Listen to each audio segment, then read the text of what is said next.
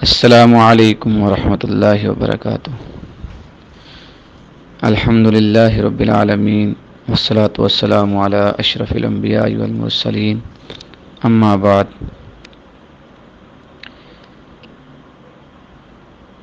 آج درس حدیث کے سلسلہ میں بیان کی جانے والی حدیث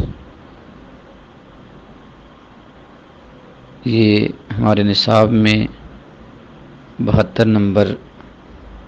حدیث ہے، اور یہ بخاری شریف کی 1393 نمبر حدیث ہے، جس کو حضرت عائشہ رضی اللہ تعالی عنہا روایت کرتی ہیں کہ نبی کریم صلی اللہ علیہ وسلم نے ارشاد فرمایا: لا تسبوا الاموات فانہم قد افضوا الی ما قدموا۔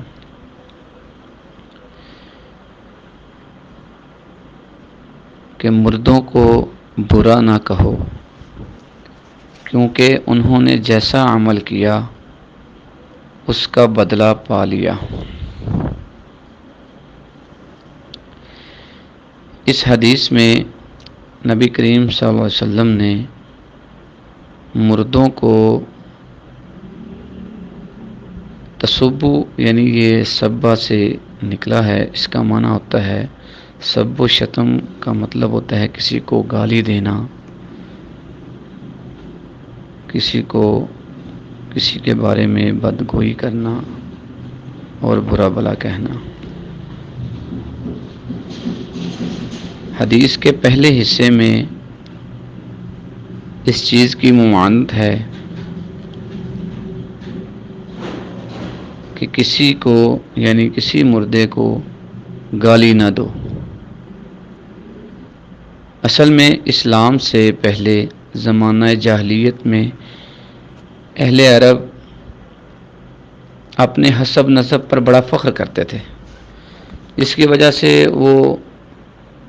زندہ لوگ جو ہوتے تھے ان کی بھی حجب، مذمت اور برائیاں بیان کرتے رہتے، اور مردوں کو گالیاں دیتے رہتے تھے، اور اس معاملے میں وہ بڑی فنکاری سے کام لیتے تھے، بلکہ ان کے شعراء جو ہے اپنے خوبیاں، اپنے محاسن بیان کرتے اور دوسروں کے نقص اور ان کے عیب کا تذکرہ کرتے رہتے، اور یہ زمانہ جاہلیت والے بھی یہ اپنی شعراء کو بھی اکساتے تھے کہ آپ اس طرح کی شاعری کریں جس میں جو ہے نا، جو ہم سے کمتر لوگ ہیں حسب نسب میں، ان کی برائی بیان کی جائے اور ان کو گالیاں دی جائیں، اور جس کی وجہ سے ایسا ہوتا کہ ان کے دلوں میں آپس میں کینہ، حسد اور بغض، عداوت یہ بھرا پڑا تھا، جس سے بڑے پھر فتنے فساد ہوتے اور ہمیشہ ان کے درمیان جنگیں رہتی۔ تو جب اسلام آیا تو نبی کریم صلی اللہ علیہ وسلم نے ایسے کاموں سے منع فرما دیا کہ آپ مردوں کو گالیاں نہ دیں، کیونکہ گالی دینا یہ اسلام کے اندر مسلمان کا شیوا نہیں۔ نبی کریم صلی اللہ علیہ وسلم نے فرمایا کہ میں تو اسی لیے بھیجا گیا ہوں لِأُتَمِّمَ مَكَارِمَ الْأَخْلَاقِ، کہ میں اخلاق کے جو اعلیٰ ترین درجے ہیں ان پر اپنے ماننے والوں کو فائز کروں، یعنی میں آپ کو اخلاق کی تعلیم دینے آیا ہوں، یہ بد اخلاقی اور گالی گلوچ کرنا اس طرح کی تعلیم دینے میں نہیں آیا۔ اور ایک حدیث میں آتا ہے لیس المؤمن بالطعان ولا باللعان ولا الفاحش ولا البذی، کہ مومن جو ہوتا ہے وہ تانا دینے والا نہیں ہوتا، وہ لان تان کرنے والا نہیں ہوتا، وہ گالیاں دینے والا نہیں ہوتا، وہ فحش کلامی کرنے والا نہیں ہوتا۔ مومن کے اندر یہ چار صفات نہیں ہوتی، نہ ہی وہ تانے دیتا ہے، نہ ہی وہ لعنت کرتا ہے، نہ ہی وہ گالیاں دیتا ہے، نہ ہی وہ فحش کلام کرتا ہے۔ تو یہ اسلام کا یہ شیوا نہیں، مسلمان کی ایک عادت نہیں ہونی چاہیے۔ تو حدیث کے اس پہلے حصے میں تو اس کی ممانت ہے، اور اس میں حکمت کیا ہے؟ ایک تو حکمت اس حدیث کے دوسرے حصے میں بیان کی گئی کہ فَإِنَّهُمْ قَدْ أَفْضَوْا إِلَىٰ مَا قَدَّمُوا، کہ ان کو گالیاں نہ دو، کیونکہ اب ان کا معاملہ جو ہے وہ اللہ کے سپرد ہو گیا۔ جب اس دنیا سے وہ چلے گئی، ان کی آنکھیں بند ہو گئیں، اب ان کا جو بھی عمل ہوگا وہ اللہ تعالیٰ اس کا ان کو حساب دیں گے۔ کیونکہ اگر تو وہ مشرک نہیں ہے، شرک پر اس کی موت نہیں ہوئی، تو جس طرح کہ قرآن پاک میں آتا ہے ان اللہ لا یغفر ان یشرک بہ ویغفر ما دون ذلک لمن یشاء، کہ اللہ تعالیٰ مشرک کی مغفرت نہیں کرے گا اس کے علاوہ جس کی چاہے مغفرت کرتے۔ تو اب یہ اللہ تعالیٰ کی مرضی ہے اس کو اس کے اعمال کا اجر کیا دینا ہے۔ اگر اس کے اچھے اعمال ہوں گے اللہ تعالیٰ اچھا بدلہ دے گا، اگر برے اعمال ہوں گے تو اللہ تعالیٰ اگر سزا دینا چاہیں گے سزا دے لیں گے، ہم اس میں کچھ نہیں کر سکیں گے۔ اور اگر اللہ تعالیٰ معاف کر سکیں گے، کرنا چاہیں گے تو اللہ تعالیٰ معاف فرما دیں گے، ہم اس کو نہیں روک سکتے۔ تو ایک حکمت تو یہ ہے کہ اب اس کا معاملہ اللہ کے سپرد ہے۔ اور دوسری حکمت ایک یہ ہے کہ حضرت مغیرہ بن شعبہ رضی اللہ تعالیٰ عنہ کی یہ روایت ہے،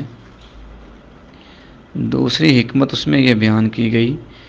کہ نبی کریم صلی اللہ علیہ وسلم نے فرمایا مردوں کو گالی مت دو، کیونکہ ایسا کرنے سے تم زندہ لوگوں کو ایذا دو گے۔ یعنی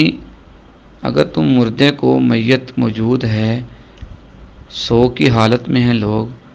وہاں پر اگر گالی دیتے ہو تو اس کے عزیز و اقارب بھی وہاں موجود ہیں، اس کے چاہنے والے بھی موجود ہیں، اس کے رشتہ دار موجود ہیں، تو اگر تم گالی دیتے ہو یا اس کو برا بھلا کہتے ہو تو یہ چیز اس کے رشتہ داروں، اس کے عزیز و اقارب، اس کے دوست احباب کو تکلیف دینے کا باعث ہے۔ تو اس لیے زندہ لوگوں کو تکلیف سے بچانے کے لیے بھی یہ اس چیز کی ممانت آئی کہ مردوں کو گالی مت دو۔ تیسری حکمت یہ ہو سکتی ہے کہ یہ ایک قسم کی غیبت ہے۔ آپ کو پتہ ہے غیبت تو زندہ لوگوں کی بھی جائز نہیں۔ غیبت یہ ہے کہ کسی کی پیٹھ پیچھے عدم موجودگی میں اس کے کوئی ایسی برائی بیان کرنا کہ جس کو وہ بیان کرنا یا لوگوں کے سامنے آنا پسند نہیں کرتا، کہ لوگوں کو یہ میری برائی یا یہ برے عمل کا پتہ چلے۔ تو جس طرح یہ زندہ لوگوں کی غیبت منع ہے، مردہ لوگوں کی بھی غیبت منع ہے، بلکہ مردہ لوگوں کی غیبت کرنے میں تو ڈبل گناہ ہو سکتا ہے، یہ ڈبل حرام ہے۔ وہ کس طرح کہ اگر زندہ کی آپ غیبت کرتے ہو، کل کو اگر آپ کو ندامت ہوتی ہے، توبہ کی اللہ تعالیٰ توفیق دیتے ہیں، تو اس سے جب ملاقات ہوتی ہے، کہیں امکان ہے اس سے ملاقات ہو جائے، اگر کوئی رشتہ داروں میں ہے یا دوست احباب میں ہے، تو ملاقات ہوتی ہے تو آپ اس سے معافی مانگ سکتے ہو، کیونکہ یہ حقوق العباد میں سے ہے، بندہ اگر معاف کرے گا تو معافی ہوگی۔ تو اگر آپ اس سے معافی مانگتے ہو تو معاف کر دیتے ہیں، لیکن مردے کا معاملہ ایسا نہیں ہے۔ اگر آپ اس کی برائیاں بیان کر رہے ہو، اس کی غیبت کر رہے ہو، تو پھر آپ اس سے معافی بھی نہیں مانگ سکتے، تو معافی کا سلسلہ بھی ختم ہو جائے گا، اللہ تعالیٰ بھی معاف نہیں کریں گے۔ تو یہ ڈبل گناہ، یہ تو اس چیز کی حکمت ہے کہ مردوں کو گالی گلوچ نہیں کرنی، اس کی حکمتیں آپ کے سامنے ہیں۔ اب یہ ایک سوال پیدا ہوتا ہے کہ کیا کوئی ایسی صورتیں ہیں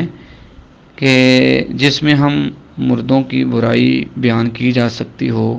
یا غیبت کی جا سکتی ہو؟ اس کی ایک دو صورتیں میں آپ کے سامنے رکھتا ہوں۔ ایک صورت تو یہ ہے کہ اگر تو آپ کو یقین ہے کہ مرنے والے کی موت شرک اور کفر پر ہوئی ہے، تو پھر اس کے برے اعمال کا تذکرہ کرنا تاکہ جس سے عوام کی اصلاح ہو جائے، عوام کی اصلاح کی خاطر اس کے کفریہ یا شرکیہ اعمال کا تذکرہ کرنا تاکہ لوگ اس عمل سے بچے رہیں، یہ جائز ہے۔ جیسا کہ اللہ رب العزت نے قرآن پاک میں بھی کفار اور مشرکین کے حالات بیان کیے اور ان کی برائیاں بیان کی، تو یہ اس حد تک یہ بھی جائز ہے۔ ایک صورت یہ ہے کہ مرنے والا اگر کسی گمراہ کن عقیدے یعنی بدعت، فسق و فجور پر عمل کرتا رہا ہے، یا اس کی تبلیغ کرتا رہا، یا اپنی کتابوں میں کچھ عقائد لکھے جو ہے وہ عقائد گمراہ کن ہیں، صراط مستقیم سے ہٹے ہوئے ہیں، تو ایسے لوگوں کے کردار سے دوسروں کو آگاہ کرنا تاکہ وہ لوگ یہ عقائد چھوڑ دیں جن کا وہ پابند تھا، یا جن کی وہ تشہیر کرتا رہا، یا جن کو اپناتا رہا، اس گمراہ کن عقیدے سے دوسرے لوگ بچتے رہیں، اس نیت سے بھی اس کی برائی بیان کرنا یا اس کے اس عمل کو بیان کرنا جائز ہوگا۔ تیسری صورت یہ ہے جو سب سے اہم ہے کہ اگر آپ کسی کی برائی بیان کرتے ہو تو ایک عام طور پر کسی خاص گروہ پر لعنت کی جا سکتی ہے، شخصی لعنت نہیں ہو سکتی، خاص گروہ پر جو گمراہ گروہ ہے، جس کا جو ہے فاسق ہونا متعین ہے، اس کا نام لے کر آپ جو ہے نا لعنت کر سکتے ہو، جس طرح قرآن پاک میں بھی ہے لعنت اللہ علی الکاذبین، یا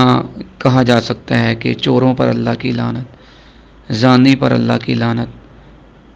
ڈاکو پر اللہ کی لعنت، تو جھوٹ بولنے والے پر اللہ کی لعنت۔ تو اس طرح ایک خاص گروہ کا نام لے کر کسی شخصی لعنت کرنا یہ جائز نہیں ہے، تو اس لیے ہمیں ان چیزوں سے بچنا چاہیے۔ اور اصل حکم یہی ہے کہ جو نبی کریم صلی اللہ علیہ وسلم نے فرمایا، عبداللہ ابن عمر رضی اللہ تعالیٰ عنہ کی روایت ہے کہ آپ صلی اللہ علیہ وسلم فرماتے ہیں اپنے مردوں کی اچھائیاں بیان کیا کرو اور برائیاں بیان کرنے سے باز رہو، کیونکہ اگر آپ یہ ایک اچھی بات بھی ہے، اچھا عمل بھی ہے کہ اگر آپ کو پتہ ہے کہ اس کی موت جو ہے کفر و شرک پر نہیں ہوئی، تو اگر چھوٹے موٹے اس کے کوئی غلطیاں کوتاہیاں ہیں اس کے اندر، ہر انسان میں ہوتی ہیں، تو اس کی غیبت اور برائیاں بیان نہیں کرنی چاہیے، جیسا کہ ہم لوگوں کی ایک عادت ہوتی ہے، عام طور پہ وہ سوگ کی جگہ پر بیٹھ کر، وہ جو میت کا گھر ہے وہاں بیٹھ کر ہی مرد بھی اور خواتین بھی غیبت اور برائیاں بیان کرتے رہتے ہیں۔ اس سے بچنا چاہیے، اس کی اچھائیاں بیان کرو، اس کی برائیاں بیان کرنے سے ہمیں بچنا چاہیے۔ تو یہ آج کی اس درس میں ہمیں یہ بات سمجھ آئی کہ ہمیں گالی دینا تو ویسے ہی جائز نہیں، اور مردے کو گالی دینا بالکل ٹھیک نہیں ہے، اس کا جو معاملہ ہے وہ اللہ کے سپرد ہے۔